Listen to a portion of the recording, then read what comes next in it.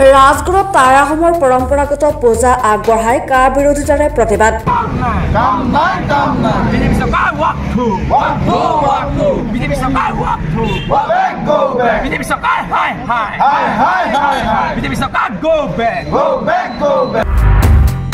জাতিধ্বংসী নাগৰিকত্ব সংশোধনী আইনৰ বিৰুদ্ধে ৰাজ্যৰ প্ৰান্তে প্ৰান্তে প্ৰবল প্ৰতিবাদ অব্যাহত থকাৰ মাজতে আজি সদৌ টাই আহোম ছাত্ৰ সন্থাই এক ব্যতিক্ৰমী প্ৰতিবাদী কাৰ্যসূচী গ্ৰহণ কৰি কাৰ তীব্ৰ বিৰোধিতা কৰে। টিংখাং সমষ্টিৰ প্ৰাণকেন্দ্ৰ ৰাজগড়ত পথৰ কাষতে সদৌ টাই আহোম ছাত্ৰ সন্থাৰ ৰাজগড় আঞ্চলিক সমিতি আৰু টিংখাং আঞ্চলিক সমিতিয়ে যৌথভাৱে টাই আহোমৰ পৰম্পৰাগত পূজা আগবঢ়াই নাগৰিকত্ব সংশোধনী আইনৰ বিৰোধিতা কৰে। সংগঠনটোৰ কেন্দ্ৰীয় জিলা আৰু আঞ্চলিক সমিতিৰ ভালেসংখ্যক নেতা কৰ্মীয়ে কা বিধিৰ তীব্ৰ বিৰোধিতা কৰি ৰাজগড় তিনিআলিত দুঘণ্টীয়া অৱস্থান ধৰ্মঘট কাৰ্যসূচী ৰূপায়ণ কৰে। প্ৰতিবাদস্থলীতে টাই আহোমৰ বিশেষ পূজা আগবঢ়াই বিজেপি চৰকাৰখনৰ সন্মতি কামনা কৰে প্ৰতিবাদকাৰীয়ে। তদুপৰি শাসকীয় কেন্দ্ৰীয় আৰু ৰাজ্য চৰকাৰৰ বিৰুদ্ধে ক্ষোভ জাৰি টাই আহোমৰ জনজাতিকৰণৰ সন্দৰ্ভতো গুৰুত্বপূৰ্ণ মন্তব্য কৰাৰ লগতে আগন্তুক লোকসভা নিৰ্বাচনত টাই আহোম জনগোষ্ঠীয়ে বিজেপি চৰকাৰক উচিত প্ৰত্যুত্তৰ দিব বুলিও সকিয়নি প্ৰদান কৰে।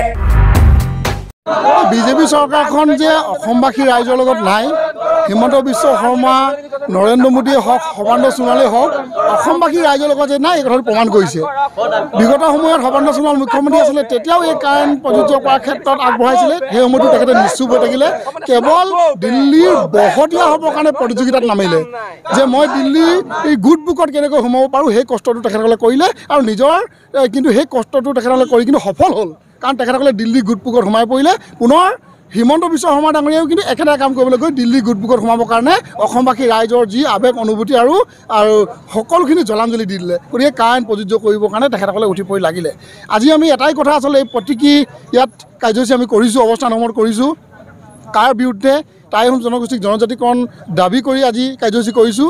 আৰু সমান্তৰালভাৱে আমাৰ ৰাজগড় আৰু টিংখাং আঞ্চলিক উদ্যোগত আজি এটা ধাৰ্মিক অনুষ্ঠান কৰা হৈছে, জাচিংফা পূজা আয়োজন কৰা হৈছে প্ৰতীকী স্বৰূপে, যাতে এই জনসাধাৰণৰ লগত নথকা, অসমৰ লগত নথকা যিকেইজন আচলতে মুখ্যমন্ত্ৰী আজি আছে, আগতে হৈ গ'ল সৰ্বানন্দ সোণোৱাল ডাঙৰীয়া, আৰু বিজেপি চৰকাৰখনৰ যাতে শুভ বুদ্ধি যাতে উদয় হয়, তেখেতসকলে এতিয়াও যাতে ৰাইজৰ কাৰণে চিন্তা চৰ্চা কৰে। কাৰখন বাতিল কৰাৰ ক্ষেত্ৰত অন্যান্য ৰাজ্যৰ মুখ্যমন্ত্ৰীসমূহে যিটো স্থিতি লৈছে সেই স্থিতি যাতে ল'ব পাৰে, শুভ বুদ্ধি হ'বৰ কাৰণে আজি জাচিংফা পূজা কৰা হৈছে। আচলতে নৰেন্দ্ৰ মোদী এটা মানে সেই কৌতুক কৰা এজন প্ৰধানমন্ত্ৰী লিখীয়া অনুভৱ হ'বলৈ হৈছে।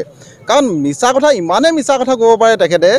আজি 2016 চনৰ যি আমাৰ বিধানসভা, অসমৰ যি বিধানসভা আছিলে, বিধানসভাৰ প্ৰাক মুহূৰ্তত আমাৰ মৰাণৰ এখন জনসভাত প্ৰধানমন্ত্ৰীগৰাকীয়ে কৈছিলেহি যে যদি অসমত যদি বিজেপি চৰকাৰ গঠন কৰা হয়, তেতিয়াহ'লে 6 মাহৰ ভিতৰত 6 জনগোষ্ঠী জনজাতি মৰ্যাদা প্ৰদান কৰিম বুলি তেখেতে প্ৰতিশ্ৰুতি প্ৰদান কৰিছিলে।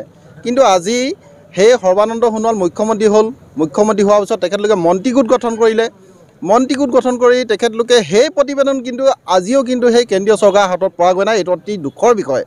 আমাক তেখেতলোকে জনজাতিকৰণৰ আন্দোলন যেতিয়া তীব্ৰতৰ হৈ উঠে, তেতিয়া কিন্তু আমাক তেখেতলোকে আলোচনা কৰিবলৈ মাতে। আমি আলোচনালৈ যাওঁ, তেতিয়া তেখেতলোকে কয় যে কেইটামান জনগোষ্ঠীক কিন্তু জনজাতি মৰ্যাদা প্ৰদান কৰাৰ ক্ষেত্ৰত অসুবিধা নহয়, কিন্তু টাই আহোমক কিন্তু জনজাতি মৰ্যাদা প্ৰদান কৰাৰ ক্ষেত্ৰত তেখেতলোকৰ অসুবিধা আছে। জনজাতীয় যিসকল আমাৰ ভাইসকল আছে তেখেতলোকৰ অসুবিধা আছে বুলি কয়। যদি এনেধৰণৰ যদি অসমখন ধ্বংস কৰিব পৰা যদি এখন যদি আইন যদি তেখেতলোকে যদি অসমত প্ৰণয়ন কৰিবলৈ যদি তেখেতলোকে কুণ্ঠাবোধ নকৰে, অসমত বসবাস কৰি থকা এই খিলঞ্জীয়া লোকসকলক তেখেতলোকৰ যিখিনি সুৰক্ষা প্ৰদান কৰাৰ ক্ষেত্ৰত কিহত তেখেতলোকে হুৰুকা পিছলা কৰিছে, এইটো কিন্তু আচলতে আমি ইতিমধ্যে সদৌ টাই আহোম ছাত্ৰ সন্থা, আমি আহোম জনগোষ্ঠীৰ প্ৰত্যেকজন জ্ঞাতিলৈ আমি আহ্বান জনাব বিচাৰিছোঁ। গতিকে হিমন্ত বিশ্ব যিখন চৰকাৰ চলি আছে, এই চৰকাৰখনক এহেকা দিব লাগে। আৰু ইতিমধ্যে আমি সদৌ টাই আহোম ছাত্ৰ সন্থা আমি কঁকালত টঙালি বান্ধিছোঁ। আৰু এই যি প্ৰত্যুত্তৰ, এই প্ৰত্যুত্তৰ কিন্তু আমি বেলট বক্সত দিম। আৰু বিজেপি বিৰুদ্ধে ভোটদান কৰিবলৈ বাবে আমি আহোম জনগোষ্ঠী তথা 6 জনগোষ্ঠী ৰাইজক কিন্তু আমি আমাৰ সজাগতা সভাৰ জৰিয়তে কিন্তু আমি সকলোকে আহ্বান জনাম।